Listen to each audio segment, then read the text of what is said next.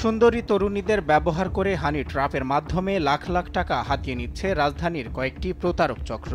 Social মিডিয়ার মাধ্যমে এসব চক্রের মূল টার্গেট দেশি বিদেশি ধর্নাঢ্য ও প্রভাবশালী ব্যক্তিরা। তাদের সঙ্গে সম্পর্ক তৈরি করে অন্তরঙ্গ ছবি বা ভিডিও দিয়ে ব্ল্যাকমেইলের মাধ্যমে বিপুল অর্থ হাতিয়ে নিচ্ছে চক্রটি।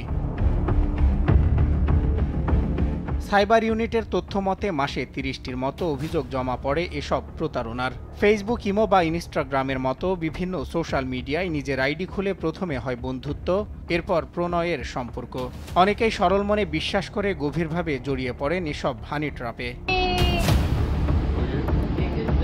এভাবেই এক পাকিস্তানি বংশোদ্ভূত সৌদি প্রবাসী আব্দুল আজিজের সঙ্গে সোশ্যাল মিডিয়ায় বন্ধুত্ব হয় ঢাকার মেয়ে শীতল আক্তার খুশির। পরে বন্ধুত্ব থেকে রূপ নেয় প্রেমের।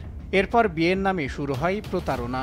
অভিযোগ আছে সালমান আজিজ খানের কাছে থেকে শুধু টাকা পয়সায় নয়, শীতল আক্তার খুশি বাগিয়ে নিয়েছেন স্বর্ণালংকার ও দামি ইলেকট্রনিক পণ্য। Out of love and devotion and trust, I spent over 2 million taka on her, in addition to expensive gifts and jewelry for her. তথ্যসূত্রে জানা যায় এই প্রতারণার সঙ্গে শীতলের বাবা সজিবুর রহমান ও ফুফা ওয়াকিল আহমেদও জড়িত। তাদের সকলের বিরুদ্ধে আদালতে প্রতারণার মামলাও হয়েছে, যা বর্তমানে সিআইডির তদন্তাধীন। During my visit to Dhaka in February 2025, her family demanded a sum of 5 million taka to be paid as deen mohr and got us engaged. I have taken up the matter in the court of law, expecting that the legal justice of Bangladesh is going to serve justice. কাবিনের জন্য ৫০ লাখ টাকা দাবি করেন খুশির পরিবার।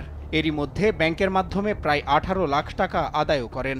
এরপর সটকে পড়ে খুশি, যোগাযোগ বন্ধ করে দেন আব্দুল আজিজেরও সঙ্গে। এরপর নতুন করে নতুন প্রেমিকের সঙ্গে প্রেমে জড়িয়ে পড়েন।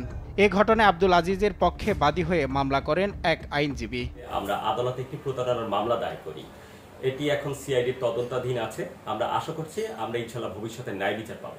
বিভিন্ন সূত্রে জানা যায় শীতল আক্তার খুশি এক ব্যবসায়ীকে বিয়ে করেছেন এবং দেশ ত্যাগের জন্য পায়তারা করছেন তিনি। সজল বিশ্বাস, দেশ টিভি, ঢাকা।